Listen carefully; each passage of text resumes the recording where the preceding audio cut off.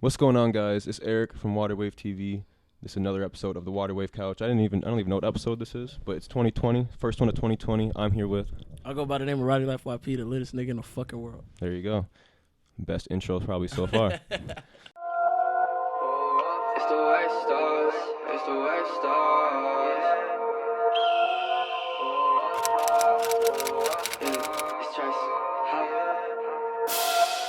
Before we get started, we do have a sponsor, Northern Chill. It is a premium and natural mineral spring water. It's alkaline. It's all natural.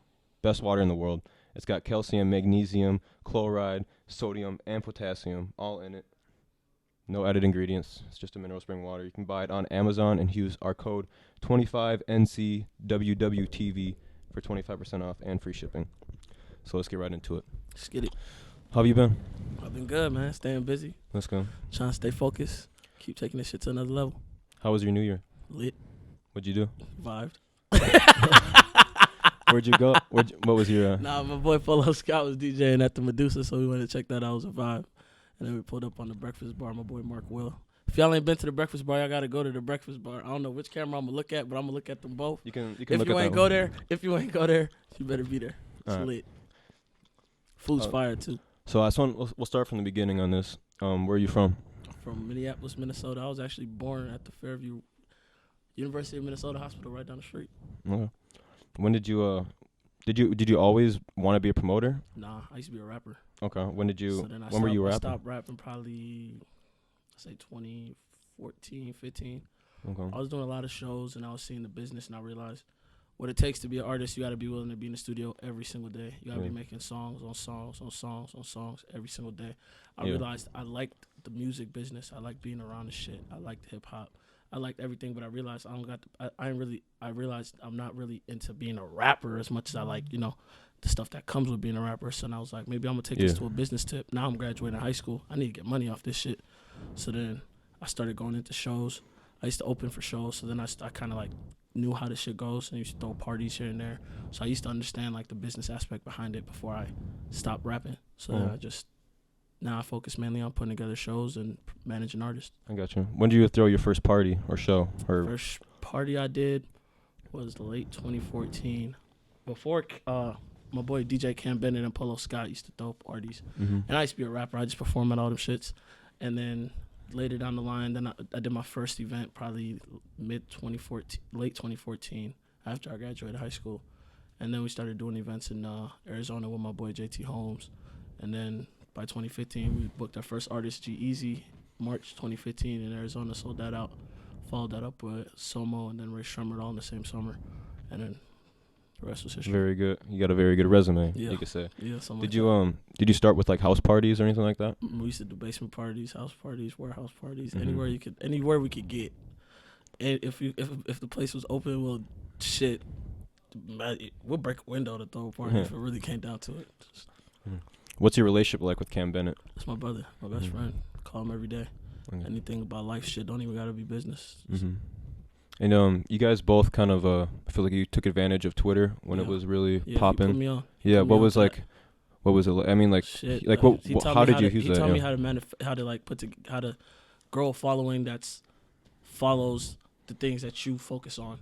So rather than focusing my marketing towards just people in the age demographic, we'd go through different things like words used, stuff like that they tweet about, and then through that we started directly marketing towards people that are interested in hip hop. I got you. What's a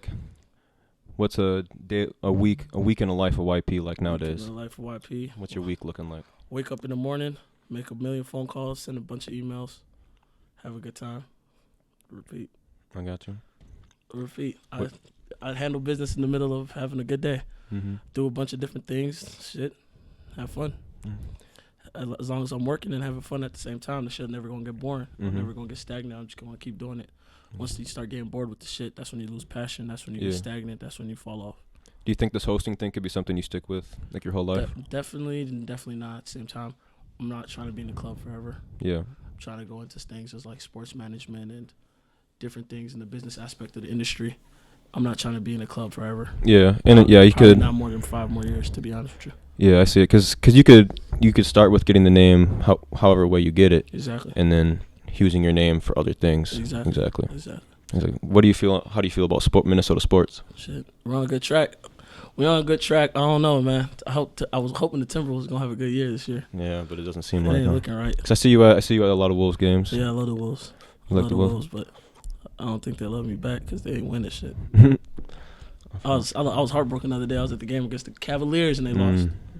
How you losing to the Cavs? It's Minnesota sports. It's like that, but the Vikings. Vikings are going crazy. Hopefully the Vikings got us. I'm calling y'all out right now. Y'all got to get the Super Bowl. They're gonna beat the 49ers. I hope. So then it comes down. I hope, bro. I ain't gonna say they gonna beat the 49ers though. What's it like working with these big name artists? Shit, it's cool. It's a lot of work. You got to deal with different personalities. Mm-hmm. You got to know. You got to keep them happy. That's really what it comes down to. Handle the business as long as you keep them happy and their team happy. Shit, your event's gonna go good. At the end of the day, your event's in their hands. If artist chooses not to show up to your shit, you can go through whatever lawsuit you want, but it's still gonna hurt you no matter what. Yeah. At the moment of, you know what I mean? Takes care. So you got to make sure that whoever you book, you handle your business properly. You make sure the thing I do. I like going above and beyond. So I make sure that they're taking care of everything that they need. They have a good time, because if they have a good time, shit, you could book them for a 3-song performance, they're going to give you 20. Yeah. You know what I mean? It's really is what kind of mood they're in. You got to make them feel comfortable and everything. And that's something that I focused a lot on when dealing with artists. That's good. Make sure that they're as comfortable as possible. Do you have a favorite artist you've worked with? Ray Shrummer. Is that from the one back in 2015? I still work with them to this day. Okay. I still book a lot of after parties for them and whatnot. Built a relationship, and we talk to their people on a regular basis. We're still cool. What's your favorite event you've thrown? I say when I was a part of putting together this concert back in 2016 with Young Thug, Young M.A. Supposed to be a Boogie, but he ended up not doing it, and then Lil Bibby at the Myth. That was 2016 November. It was called the Fall Jam. That was a dope event because it took a lot of work to put together, and it was cool to see it pan out after. Do you have any big inspirations and why you or anyone you look up to and kind of just like feed off their energy? I just literally I study promoters. I don't have a specific person in the industry that I focus on, but I study all promoters. I look at all events. I watch videos of different events. Like if I see something cool, I'm paying attention to it, and I'm trying to take whatever I could take from everyone and everyone. And that's just what it is. At the end of the day, if I put it all together, it's gonna make something good. Gotcha. What's the best night of the week to go out and where to go? Friday at Monarch. You already know. Come on now. Come Come on now. Free Fridays. Hottest night in the city, baby. Tell us about Monarch. It's a good time, man. It's a good time. You're going to have to come check it out, man. You ain't been there in a long time. Yeah, the only time I've been there was the first time I ever met you. First time I met you. Yeah, you got to come check it out, and you tell me. You tell me. I get I We're turn 21 next week, so let's pull up. So it's about to be. Pull up. When's your birthday? 14th. We're gonna do your birthday party at Monarch. All right, got you. Yeah, we can work something out we can definitely work something out with that. What's the funniest thing you've seen in the club, and then what's the craziest thing you've seen in the club? Shit. Craziest shit I've seen in the club, bro. I mean, I fell off shit. I'm breaking glass, falling off fucking stages. Super Bowl weekend, I fucking had to take my shoes off because I couldn't walk. Oh. Because I fucking jumped off the stage at Myth, and I was like, I've done it before, but usually I'll be wearing like tennis shoes. I'm wearing Timbs. You know how bad that heel feel, bro. I fell on that shit, bro. Instantly, for 3 weeks, I was walking on my tiptoes. I couldn't walk. I couldn't step on my foot for 3-4 weeks. That shit was bad. Were you trying to crowd surf? No, I was just trying to jump off the stage. Just go crazy. Just jump onto the ground. Oh, I jumped into the pit, and I felt that shit as soon as I landed. I'm like, yeah, that shit was ugly, bro. What's the biggest event you've done? If it wasn't anyone you talking about, I hosted Lil Wayne at the Target Center February 3 years ago. That was the event that he ended up not showing up to, but that was a great experience doing the Target Center stage. Yeah, that shit was legendary. You have any goals you still need to fulfill? I want to throw in the festival. That's the only goal I got set right now, and I'm gonna get that done within the next 12 months. Of your own festival or partner the up? Rowdy Fest. Okay, the Rowdy Fest. I'm trying to put together a festival. That's the next thing I want to do, a big major scale festival. Okay. Nothing less than 10,000 people type of thing. I feel. Just bring a lot of artists in, something like Soundset, but something like Soundset. In your version, probably not as big a scale as Soundset yet, but that's the end goal. Work our way towards that. You have any hobbies outside of this? Yeah, I like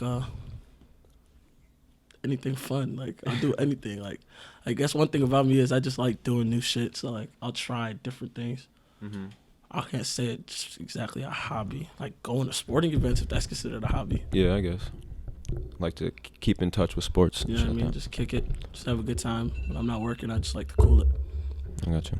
What's the next step for YP? Next step for YP is getting into the sports entertainment industry. Looking for 1 or 2 new more artists. Mm-hmm. And then down the line, I'm trying to just start an all-purpose entertainment agency Mm-hmm. where I'll be representing artists, athletes, I feel that. celebrities, influencers, you name it. That's the end goal. I feel like you'd be good with like broadcasting Yeah. or like sports. But like if you were like, I don't know, like if you did like Timberwolves games or something, you know, it's like Yeah. you're the guy on the TV. Like maybe you're like a special guest here and there and stuff like yeah, that. I feel like I would be. I feel like you could be really good in front of a I feel camera. like I could be. Yeah, you definitely could be in front of a camera. What's the one thing you look for in a girl? One thing I look for in a girl. One thing. What's the top? Bad. She gotta be bad. That's shallow, huh? I mean, what traits? How about what traits do you look Shit, for? she in a gotta be girl? bad. She gotta be cool. She gotta have a vibe. Just a vibe. That's all it really is. Mhm. She gotta be a vibe. What's the most romantic thing you've ever done? Man, we ain't doing this type of interview, bro. You said whatever. We gotta do the funny shit. But we ain't doing this type of interview, bro. What do you want to talk? What do you want to talk about? What do you want to talk about? Aliens or something? Let's talk about how you came up now, man, because I saw you early in your Mhm. career. You saw me real We're gonna early. switch this up. We're gonna switch Okay. this up. Ain't nobody done this before. I'm gonna start interviewing you. Okay. Ask me We're some gonna do this. So when did you start taking everything seriously, and what made you take it seriously? Probably when I moved out to Minneapolis. Okay. What made you move out here? Fan base, like, because we were a Minnesota music company, but me and my friends met when we were in Wisconsin, Okay. and then, we were like, all right, we're gonna drop out this semester and we're gonna get a house in Minneapolis. So we did that, came out there, and I think I met you even before I did that. Yeah. But that night, Yeah, night when I met you, I was like, damn, this is fun. Like that was the first time I was ever in a club. Yeah. And you showed me a good time. I met Anthony that night too. Yup. My boy. That was fun. So yeah, that's when I was definitely taking it more serious. Was when we moved out here. What's your end goal with this? I'm trying to have a platform for Minnesota, kind of like what you're saying. You know, you want to have the agency to help certain people out. Trying to really give something for Minnesota for the artists to say that they were a part of or that they were on our show, and it introduced new fans to them. Yeah. Kind of like what No Jumper does for like the whole music scene. Yeah. But like obviously we gotta start somewhere. Yeah. So we just start with the Minnesota shit and then build out fans are gonna come from other directions. We've already gotten a lot of love from like South Dakota, North Dakota, Illinois, stuff like that. That's So, what's up. That's what's Oh up. yeah. What made you start? So I was already vlogging and shit.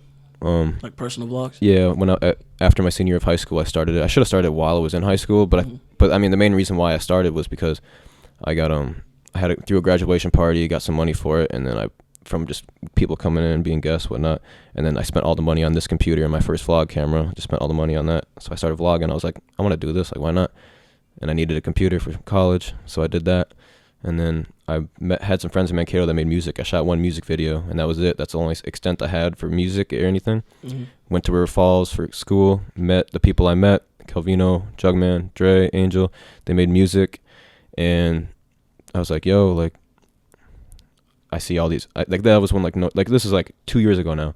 So, like, it was still, like, new for all these interviews and stuff. I'm like, yo, we should do something with this music shit. Because we were already vlogging around college, and I was like, why don't we vlog, and I could just start interviewing people, do music videos, day in the life of artists, stuff like that, because like they were artists, so I was like, let's just do it. Yeah. We did it, and did a few interviews while I was in River Falls, and then now I'm here, I guess. That's dope. That's dope. I'm running out of questions.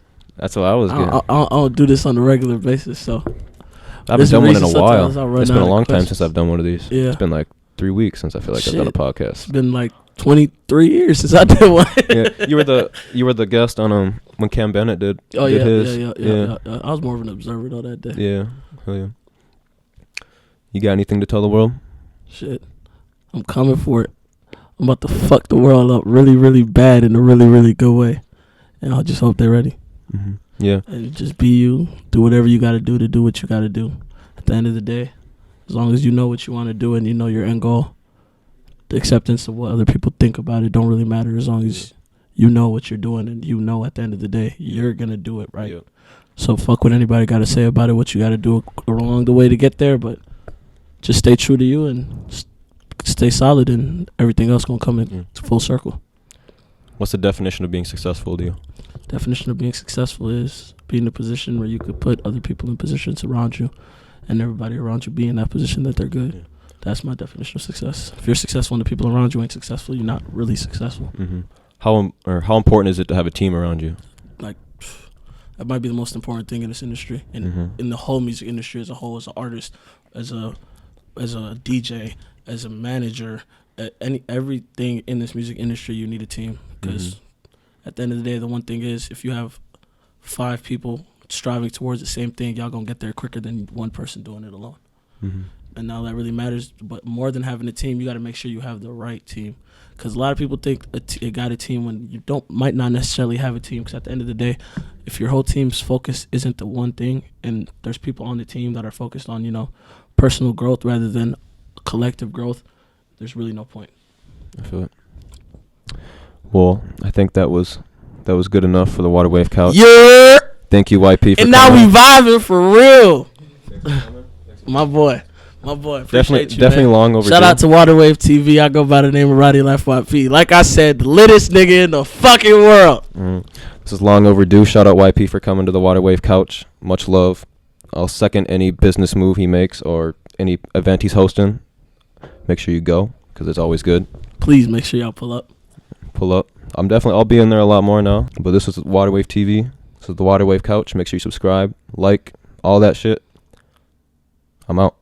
Yep. That wizard song again. She asks if I'm famous, cause my sound don't ask where the gang is. They all round, they know my name is. Out of town, I need straight payments. The account I wanted foreign, so I got new drip. She got 2 boring, so I got new bitch. When I'm recorded, son, new hit. These rappers mad, they can't do this. She asks if I'm famous, don't ask where the gang is. They